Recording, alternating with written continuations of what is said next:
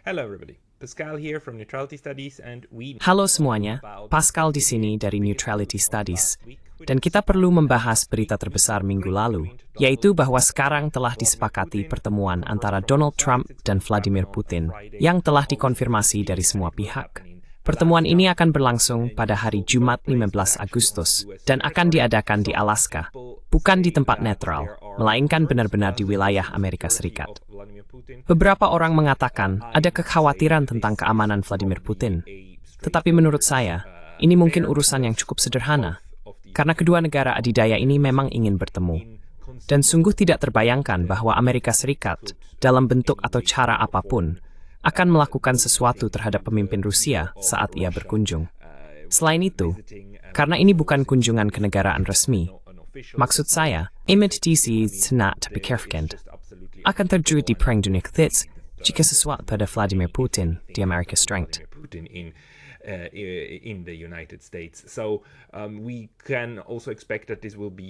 Jadi kita juga bisa memperkirakan bahwa pertemuan ini akan berlangsung di sebuah kota yang cukup dekat dengan perbatasan Rusia. Maksud saya, kita harus ingatkan, Alaska itu tepat di sebelah Rusia, hanya sekitar 50 hingga 100 km dari wilayah timur jauh Rusia. Jadi ini adalah tempat yang sederhana untuk bertemu, tempat yang mudah dijangkau bagi keduanya. Dan karena lokasinya jauh dari Eropa, dan dari manapun yang memungkinkan orang Ukraina datang begitu saja, atau orang Eropa bisa memicu masalah, ini juga merupakan lokasi yang cukup aman. Dan Donald Trump baru-baru ini mengadakan konferensi pers, mengatakan bahwa pertukaran wilayah akan dimasukkan dalam kesepakatan ini.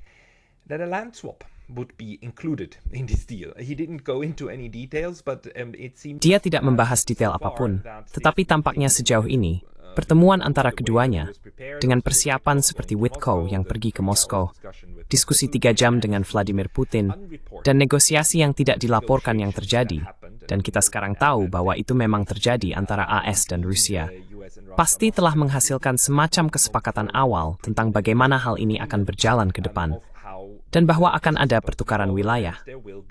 Sekarang, usaha du sesaking saya. Semeningsi, itu strat and du solkin. Vantan F4, itu futuri manera use plitban sustain thinth.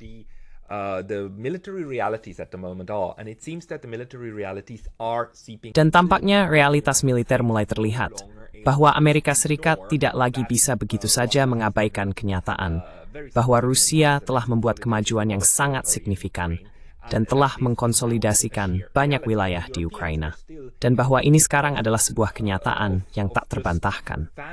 Orang-orang Eropa masih berada dalam suasana berkhayal, bukan? Mereka hanya menuntut agar Rusia mengembalikan semua wilayah itu dan mundur, termasuk Crimea, lalu membayar kompensasi dan meminta maaf. Orang-orang Eropa masih berpikir bahwa itu satu-satunya jalan, termasuk pengadilan kejahatan perang. Setelah itu, barulah mereka bersedia menyetujui semacam perdamaian dengan Rusia. Tapi jelas, itu benar-benar tidak masuk akal. Namun orang Eropa tetaplah orang Eropa. Dan mereka terjebak dalam narasi mereka sendiri, terjebak dalam dunia kecil mereka sendiri.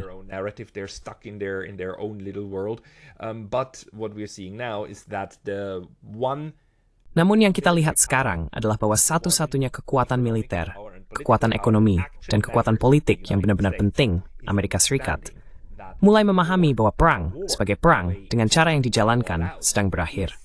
Dan Amerika Serikat, NATO, aliansi, serta Barat kolektif adalah pihak yang sedang kalah di medan perang.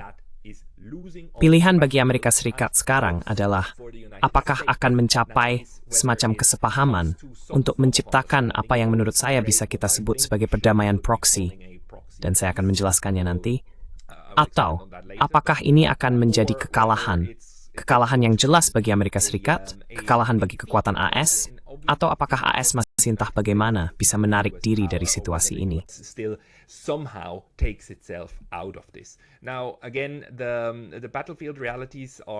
Sekarang, sekali lagi, realitas di medan perang adalah sebagai berikut. Rusia menguasai seluruh wilayah Lugansk dan sebagian Donetsk, Zaporizhia, serta Kherson.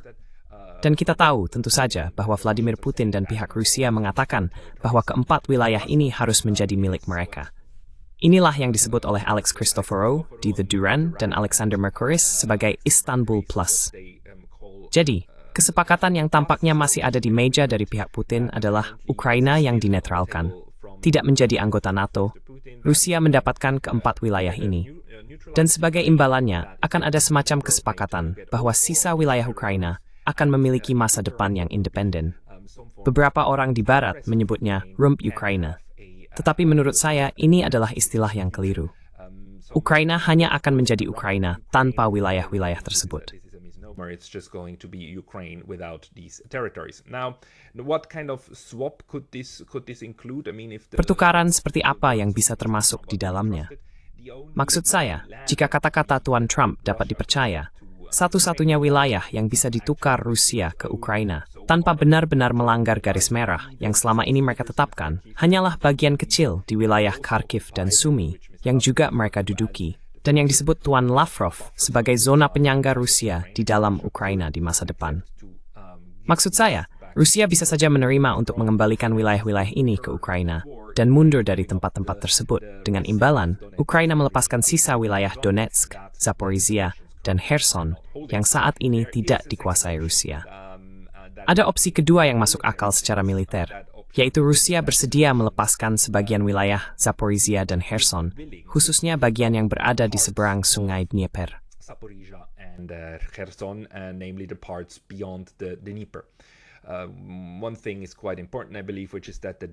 Satu hal yang cukup penting menurut saya, yaitu bahwa Sungai Dnieper di sini adalah posisi yang sangat-sangat mudah dipertahankan, dan ini semacam perbatasan alami. Jadi, secara teori, orang bisa membayangkan bahwa Rusia mungkin bersedia mengatakan, oke, kami, bahkan di bawah konstitusi kami saat ini menganggap wilayah di luar Dnieper ini, tetapi masih dalam oblast Kherson dan Zaporizhia, sebagai bagian dari Rusia. Dan dalam sebuah kesepakatan besar, kami bersedia melepaskan itu, dan bahkan mengubah konstitusi Rusia untuk mengubah batas administratif kedua oblast ini, agar secara hukum di bawah konstitusi dan hukum Rusia dapat melepaskan wilayah ini.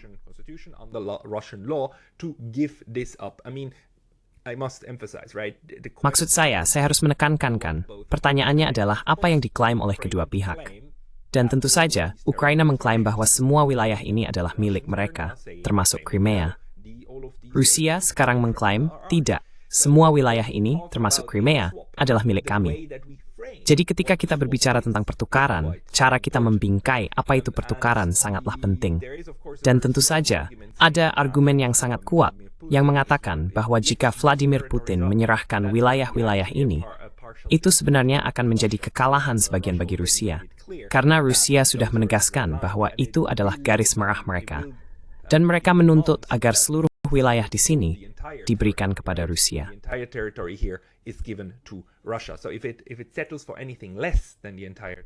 Jadi jika mereka menerima sesuatu yang kurang dari seluruh wilayah, maka akan ada beberapa pihak garis keras di Rusia, dan banyak orang yang akan mengkritik presiden mereka karena tidak melanjutkan operasi militer khusus. Karena sekarang sudah jelas bahwa jika mereka terus melakukan apa yang mereka lakukan, perang gesekan ini, menerobos garis depan, yang memang sudah mereka lakukan, mereka telah berulang kali menembus garis depan. Ini bukan lagi perang statis. Rusia sedang bergerak maju. Dajgen en temu, terus maju, berdekatan sesemai tujuan, dan mereka dapat tela sebuah tool.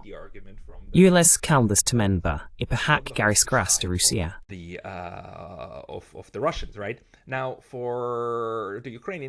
Sekarang, bagi Ukraina dan Eropa, ini jelas bukan pilihan, dan mereka benar-benar mengatakannya. Sebenarnya, dalam artikel ini juga disebutkan bahwa orang Eropa bahkan mencoba, dalam keadaan panik, untuk berbicara dengan Amerika. Dan AS, tim Trump, melakukan sesuatu yang cukup cerdas. Mereka pernah melakukan itu sebelumnya. Sekarang mereka mengirim J.D. Vance ke Eropa. J.D. Vance, saya tidak tahu apakah dia masih di sana atau tidak, tapi dia pergi ke Eropa kemarin, dan dia berbicara dengan Inggris, dan juga berbicara dengan Ukraina. Dan mereka juga sudah melakukan itu sebelumnya, ketika Anggilpon pertama dimulai dengan Vladimir Putin. first phone call started with Vladimir Putin, and you could see how.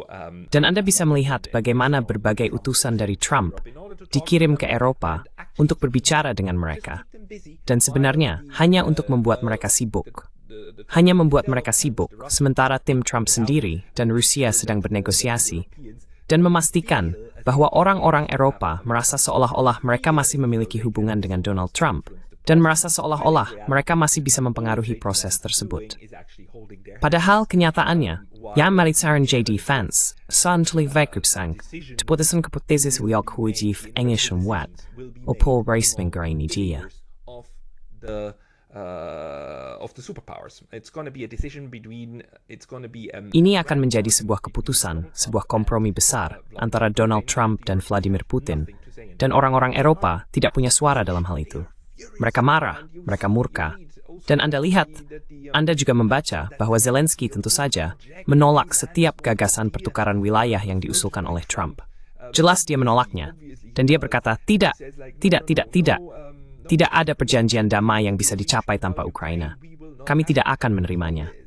Intinya adalah, and he was proxy. Itu malah fascistet without melawan NATO, memantapang to Rusia. Warfare against Russia. So the Europeans and the Ukrainians, of course, are. Jadi orang Eropa dan Ukraina tentu saja masih berpura-pura bahwa tidak, ini adalah perang agresi oleh Rusia terhadap Ukraina. Jadi terserah Ukraina untuk memutuskan apa yang terjadi. Namun kenyataannya, inti dari masalah ini adalah sebuah kontestasi antara Moskow dan Washington. Tentu saja ada lapisan-lapisan lain dalam konflik ini, termasuk lapisan di Donbas. Itu tidak diragukan lagi. Namun pada tingkat geostrategis yang paling penting, ini adalah antara Washington dan Moskow. Dan sekarang, kita berada pada titik di mana keduanya sebenarnya mulai memberi sinyal bahwa mereka juga memahaminya seperti itu. Signaling that they also understand it in this way, because let's keep in mind for the last 6 months. Karena mari kita ingat, selama 6 bulan terakhir, tim Trump, pemerintahan Trump, berpura-pura bahwa mereka masih menjadi pihak netral, bukan? Mereka adalah mediator antara Ukraina dan Moskow. Dan sandiwara sebagai mediator itu sekarang runtuh, bukan? Itu akan hilang, dan memang harus hilang. Dan bagus bahwa itu hilang. Karena sandiwara itu bukanlah yang sebenarnya terjadi. Yang sebenarnya terjadi adalah Anda membutuhkan kesepakatan besar, pemahaman strategis besar antara Washington dan Moskow dari atas ke bawah untuk mengakhiri perang ini dan juga memperbaiki situasi. Dan tentu saja, seperti yang terus dikatakan Rusia, untuk bekerja pada akar permasalahannya. Dan akar permasalahannya adalah tidak adanya struktur keamanan. The absence of a security structure. The Russians have been saying time and again, and the last time. Orang-orang Rusia telah berulang kali mengatakan, dan terakhir kali dengan sangat keras, pada Desember 2021, ketika mereka mengirimkan rancangan perjanjian ke Washington dan Brussels, bahwa mereka membutuhkan suatu pengaturan keamanan. Pengaturan keamanan itu harus mencakup Ukraina yang netral. Kita harus jelas soal ini. Lalu kita perlu merumuskan rincian lainnya. Perjanjian rudal jarak menengah, perjanjian penempatan, perjanjian pengendalian senjata, mekanisme untuk memiliki keamanan bersama, agar keamanan satu pihak tidak mengorbankan pihak lain. Namun Amerika, Eropa, NATO saat itu, pemerintahan Biden, mereka langsung menutup pintu untuk hal itu. Mereka berkata, Rusia, kamu duduk saja dan terima apa yang diberikan lalu diam.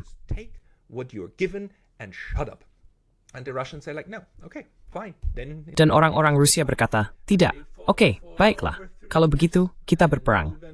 Dan mereka berperang selama lebih dari 3 tahun. Bahkan ketika pemerintahan Trump masuk, mereka tetap menjalankan sandiwara sebagai mediator netral. Tetapi mereka tidak menghentikan upaya perang mereka. Mereka berkata, lihat, ini akan berjalan beriringan. Kami melakukan diplomasi, seperti yang selalu kami katakan. Kami selalu bilang, kami siap untuk diplomasi, tapi kami juga harus melakukan operasi militer pada waktu yang sama.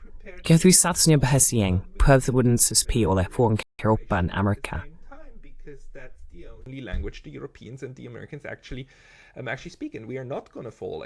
Saya sebenarnya mengatakan, kami tidak akan tertipu lagi oleh janji-janji kosong ini.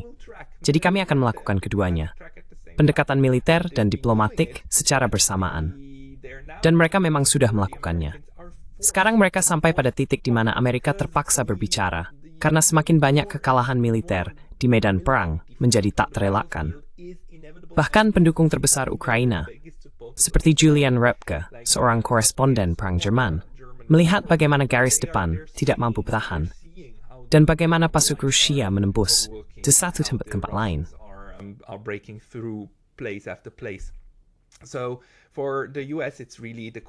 Jadi bagi AS, pertanyaan sebenarnya adalah bagaimana cara melepaskan diri dari situasi ini. Tim Trump, untuk waktu yang lama, juga masih mendengarkan para neokonservatif ini. Tetapi semua usulan yang datang dari pihak neokonservatif, termasuk sanksi yang sangat berat, pengiriman lebih banyak senjata, dan sebagainya, semuanya telah gagal. Dan sekarang, Trump tampaknya kembali ke gagasan awalnya untuk menarik AS keluar. Karena mari kita pikirkan sejenak, bukan? Apa artinya ini? Pilihan yang dimiliki Amerika Serikat. Mencapai kesepakatan dengan Rusia, sebuah kesepakatan strategis besar, termasuk tukaran wilayah, apapun bentuknya, lalu mencoba memaksakan hal itu kepada Ukraina dan Eropa.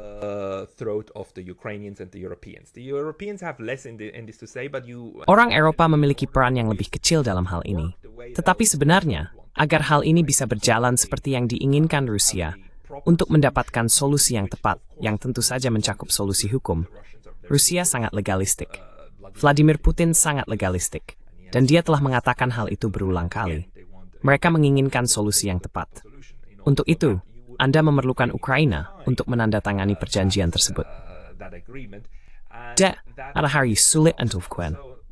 Men, Yuhamadha, intersystem menembringan kanan seperti tiangits varitan sebelumnya. They will exert pressure the way they exerted pressure before. Remember the talking down of Zelensky at the White Ingat House. pembicaraan. Bagaimana Zelensky direndahkan di Gedung Putih, agar bisa sampai pada titik di mana mereka setuju pada sesuatu yang, bagi mereka, saat ini masih tak terbayangkan.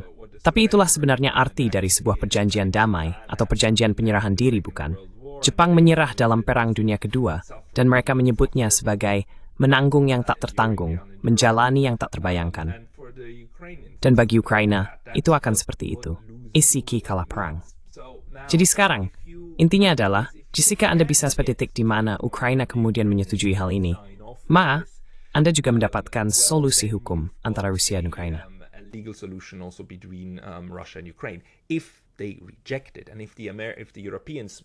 Jika mereka menolaknya, dan jika pihak Eropa menjadi pengacau dengan terus mengirimkan senjata, dan terus seperti menepuk-nepuk punggung Ukraina, dan benar-benar mendukung mereka untuk tidak menyerah, yang bisa dilakukan AS setelah menandatangani perjanjian ini adalah berkata, "Oke, baiklah, ini sekarang milik kalian.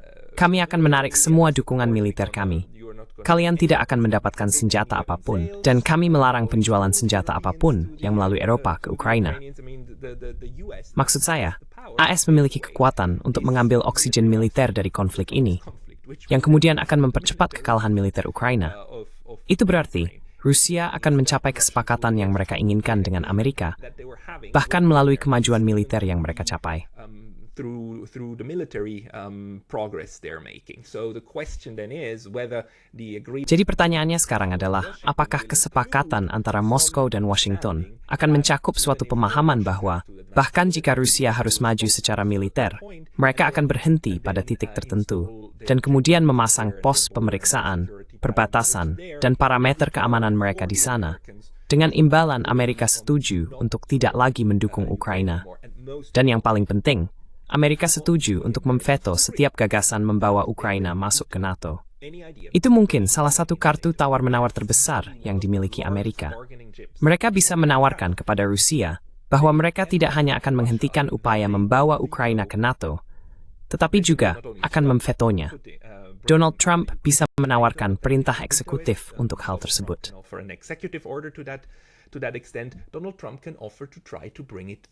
Donald Trump bisa menawarkan untuk mencoba membawanya ke Kongres, untuk benar-benar membuat sebuah rancangan undang-undang di Kongres, yang juga akan membatasi tindakan pemerintahan di masa depan. Itu adalah sesuatu yang bisa dilakukan. Dan inilah pertimbangan yang sangat penting dalam urusan internasional. Kita cenderung berpikir bahwa perjanjian-perjanjian ini dibuat antara orang-orang besar, para pemimpin negara, sebagai sebuah jabat tangan lalu selesai. Tapi sebenarnya tidak seperti itu. Agar perjanjian-perjanjian ini bisa diterapkan dan memiliki kekuatan hukum di dalam sistem domestik, perjanjian tersebut harus diratifikasi. Jadi dibutuhkan suatu bentuk, suatu proses ratifikasi. Dan itu berlaku untuk semua jenis perjanjian. Setiap kali para pemimpin membuat perjanjian, itu sebenarnya hanyalah semacam nota kesepahaman yang sangat besar. Namun sebelum nota kesepahaman ini melewati proses hukum di dalam negeri,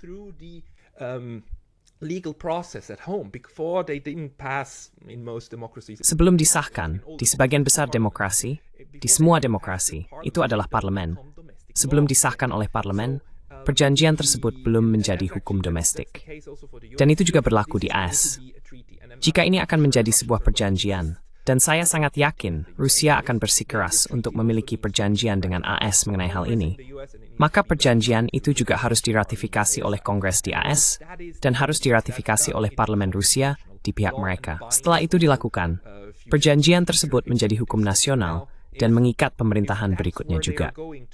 Sekarang, jika memang kesanalah arahnya, dan jika perjanjian itu kemudian mencakup ketentuan yang menyatakan bahwa AS akan memveto keanggotaan Ukraina, B. Tidak mengizinkan penjualan, transfer, atau pengiriman senjata apapun dari produsen AS dan sebagainya ke Ukraina, maka itu bahkan akan menghalangi kemampuan sebagian besar negara Eropa untuk memberikan senjata. Karena banyak dari senjata mereka sebenarnya berasal dari Amerika Serikat.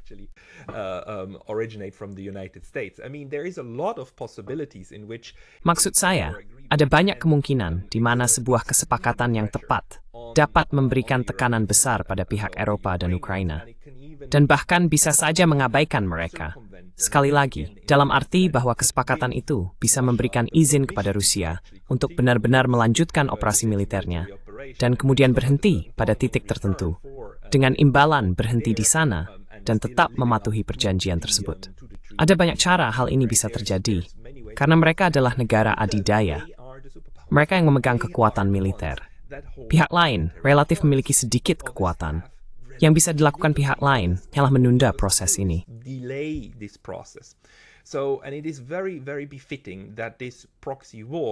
Dan sangatlah tepat bahwa perang proksi ini, atau perang koalisi ini, atau perang implementasi apapun kita ingin menyebutnya, sebenarnya berakhir melalui kekuatan-kekuatan utama, atau bahwa proses pengakhiran itu dimulai oleh kekuatan-kekuatan utama dan kemudian merembes ke bawah. Karena pada akhirnya itulah sifat dari seluruh konflik ini. Jadi proses ratifikasi akan menjadi hal yang penting. Ini bukan proses yang sederhana, tetapi ini adalah cara di mana AS dapat memastikan bersama dengan Rusia bahwa mereka bisa mengakhiri konflik ini dan bahwa Eropa tidak bisa berbuat apa-apa. Hal ini sebenarnya juga mulai merembes ke media barat. CNN baru saja memuat judul KTT Trump Putin di Alaska menyerupai kekalahan lambat Ukraina. Ya, ini tidak menyerupai kekalahan yang lambat.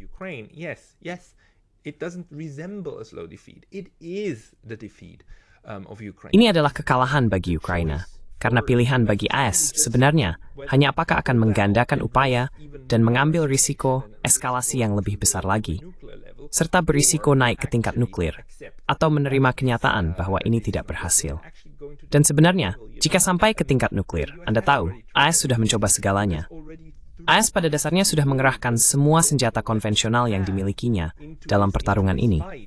Jadi, satu-satunya hal yang tersisa saat ini adalah mengambil risiko eskalasi menuju perang ke ranah nuklir. Dan Ukraina, seberapapun bencinya orang Ukraina mendengar hal itu, bukanlah isu eksistensial bagi Amerika Serikat. Bukan. Ini bukan salah satu isu yang membuat AS akan menggunakan senjata nuklir dan mengambil risiko pertukaran nuklir dengan Rusia.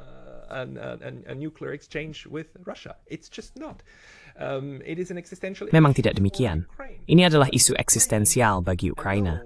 Namun Ukraina sendiri, atau bahkan hanya bersama Eropa, tidak punya kartu.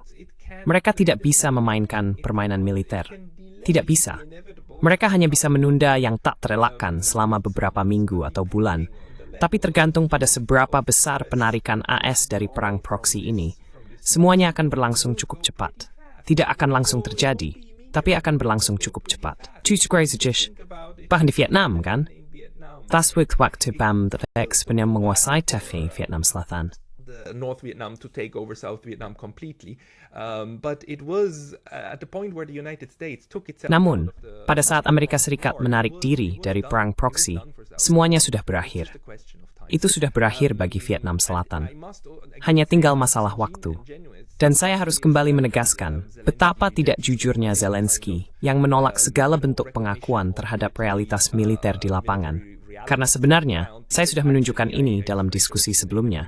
Tetapi sekarang ada survei Gallup baru dari lembaga statistik di AS tertanggal 7 Agustus til Opinionsbyrån Strategy and Kenny Perspan dokumenteras oiwitsa Petrina Stein, Henry Smith. Which now shows that Ukrainian support for the war effort is collapsing, and it's just if you look at this graph, I've showed it before. Jika Anda melihat grafik ini, saya sudah pernah menunjukkannya sebelumnya. Kita sekarang berada pada titik di mana 69% warga Ukraina mengatakan bahwa Ukraina sebaiknya berupaya untuk bernegosiasi mengakhiri perang secepat mungkin. Dan hanya 24% yang mengatakan bahwa Ukraina sebaiknya terus berperang sampai menang. Di Ukraina sendiri, atau setidaknya di antara orang-orang yang disurvei oleh lembaga ini. Dan ya, kita memang harus melihat siapa saja yang termasuk di dalamnya, dan seterusnya.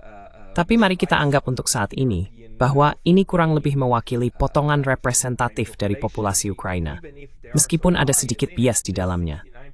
Angka 69% ini, bahkan jika hanya 60 atau 55%, tetap saja merupakan jumlah besar orang yang sekarang berkata, tidak, lihat kita harus mengakhiri ini. Kita harus bernegosiasi. Dan negosiasi pada titik ini jelas akan mencakup perubahan wilayah. Hanya saja, mengatakan bahwa itu tidak adil, dan mengatakan bahwa itu ilegal, tergantung bagaimana Anda menyusun argumen Anda mungkin bisa membuat argumen itu, ya. Dan Anda bahkan mungkin benar secara logis, ya. Tapi ini bukan soal itu.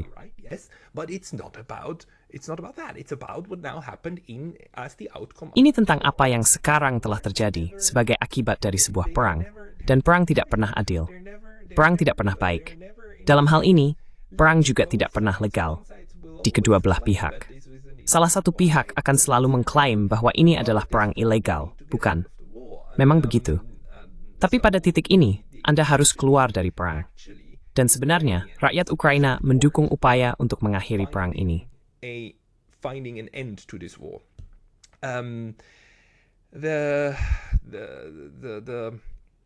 So this process is quite important to me at the moment. Jadi proses ini cukup penting bagi saya saat ini. Dan saya pikir menurut hukum internasional, ada banyak jalur, banyak cara yang bisa ditempuh oleh Rusia dan AS, terutama jika mereka memutuskan ingin bekerja sama di tingkat internasional juga. Maksud saya, sekali lagi, jika kedua negara ini sepakat tentang bagaimana mengakhiri perang Ukraina dan bagaimana akhir itu seharusnya terjadi, mereka bahkan bisa membawanya ke Dewan Keamanan. Mereka bisa membawanya ke PBB. Mereka bisa membawanya ke Majelis Umum PBB. Mereka bisa membawanya ke Dewan Keamanan. Dan di Dewan Keamanan akan ada Rusia, AS, dan juga Tiongkok yang pasti akan mendukung apapun yang diusulkan Rusia dan AS saat ini. Lalu dua kekuatan lainnya adalah Prancis dan Inggris.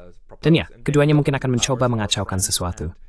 The UK. And yes, both of them might try to spoil something, but we know on what kind of short leash. Tapi, kita tahu seberapa ketat Inggris dikendalikan. Dan Inggris akan mencoba. Tetapi pada akhirnya akan setuju dengan apa yang didiktekan oleh Amerika Serikat. Satu-satunya faktor tak terduga adalah Prancis. Tetapi dengan Prancis dan Macron, masuk akal untuk berpikir bahwa mereka bisa diyakinkan untuk tidak memilih menentang. Mereka tidak harus memilih mendukung apa yang diusulkan pihak lain. Mereka hanya tidak perlu memilih menentang. Bahkan bisa dibayangkan ada resolusi Dewan Keamanan. Begitu kuatnya kerjasama antara kedua negara ini, jika mereka benar-benar mencapai kesepakatan besar. Dan saya benar-benar yakin bahwa kesepakatan ini, bagi Vladimir Putin, akan mencakup struktur keamanan. Karena mereka telah mengatakan bahwa inilah yang mereka inginkan, inilah yang mereka butuhkan. They've been saying that this is what they want, this is what they need. They need some sort of cooperative way forward. Mereka membutuhkan suatu cara kooperatif ke depan dan memastikan bahwa situasi ini tidak hanya menjadi kebuntuan dan pembekuan garis depan. Sekali lagi, yang berulang kali dikatakan oleh Rusia adalah bahwa mereka tidak hanya menginginkan Minsk III, bukan sekadar pembekuan situasi ini, karena menurut mereka, Eropa dan NATO hanya akan memanfaatkan ini untuk mempersenjatai kembali dan kemudian menyerang lagi beberapa tahun ke depan. Yang mereka inginkan adalah kesepakatan tentang struktur keamanan yang kooperatif. Jadi, kembali ke Organisasi untuk Keamanan dan Kerjasama di Eropa, OSCE, kembali ke multilateralisme, kembali ke perjanjian senjata, dan tidak semua hal itu bisa dimasukkan ke dalam kerangka perjanjian ini. Can go into this framework treaty, but the framework treaty. Namun, perjanjian kerangka kerja yang mungkin terjadi untuk mengakhiri perang proksi dan mencapai perdamaian proksi, bahkan jika pihak proksi sendiri tidak setuju, dan bahkan jika proksi tersebut terus berperang, yang bisa dimasukkan ke dalamnya adalah pemahaman umum tentang proses ke depan. Dan saya sudah sering mengatakan ini, orang Rusia berpikir dalam proses. Orang Rusia tidak berpikir dalam kesepakatan yang jelas, satu kali jabat tangan, lalu selesai. Merhamti Komite non-tahawan is jadi spesial for. Demikian, zijn boektek the verspreekvol, dengan streaking militairens, Amusha. Into a beneficial way for Russia, right? So how to push forward in order to not just. Jadi bagaimana mendorong ke depan agar tidak hanya menyelesaikan masalah Ukraina, tetapi juga memperbaiki hubungan bilateral dengan Amerika Serikat. Dan pada akhirnya, mengubah ini menjadi sebuah proses yang mengarah pada keamanan struktural di Eropa, bukan? Dan menuju perjanjian-perjanjian baru serta pendekatan kembali dengan mantan musuh-musuh ini, yang tentu saja pada akhirnya juga akan melibatkan Ukraina. Namun untuk sampai ke sana, mungkin perlu memberikan tekanan yang lebih besar lagi. Tetapi, jika tekanannya datang dari kedua belah pihak, jika juga datang dari Amerika Serikat secara militer, dari Rusia secara ekonomi, dan dari Amerika Serikat dalam bentuk lain, pemerintah di Kiev benar-benar sudah sangat sedikit yang bisa mereka lakukan. Dan sekali lagi, saya harus menekankan, kita berada pada titik di mana masyarakat umum sudah sangat lelah dan muak dengan ini, karena mereka telah sangat menderita. Rakyat Ukraina telah sangat-sangat menderita akibat perang proksi yang tidak bertanggung jawab ini, yang dijalankan oleh pemerintahan Biden dan Barat kolektif melalui mereka, masih mencoba bertarung sampai orang Ukraina terakhir. Sekarang, tampaknya semakin jelas juga bagi rakyat Ukraina bahwa bertarung sampai orang Ukraina terakhir bukanlah demi kepentingan mereka, dan bahwa lebih baik kehilangan wilayah, tetapi menyetujui akhir dari semua ini. Dan bangsa sesuatu sebuah perspektif masa depan bagi rakyat Ukraina, kerjasama dengan Uni Eropa, tetapi juga kerjasama dengan Rusia. Tahu Ukraina?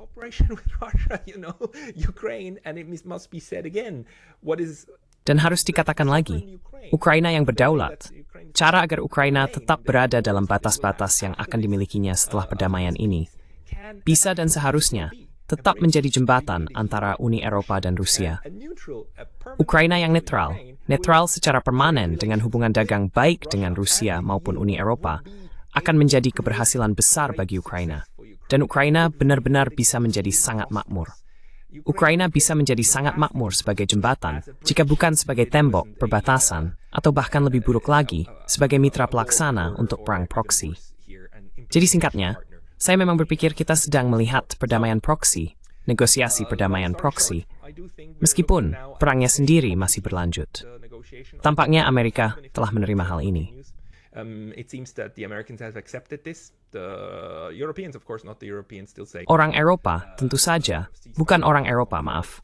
Orang Eropa masih mengatakan gencatan senjata harus terjadi terlebih dahulu sebelum kita berbicara. Tetapi orang Amerika tidak mengatakan itu. Tidak, baiklah.